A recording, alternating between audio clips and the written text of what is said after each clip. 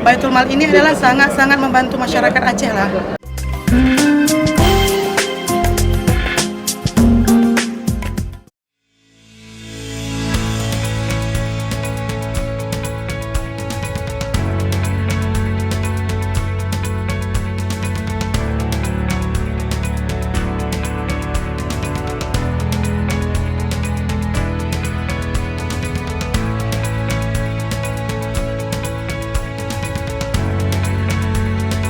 Alhamdulillah kok misalnya jualan itu udah ada sekitar 8 tahun. 8 tahun ya.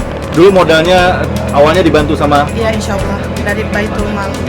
Baitul Mal Aceh. Iya, Baitul Mal Aceh.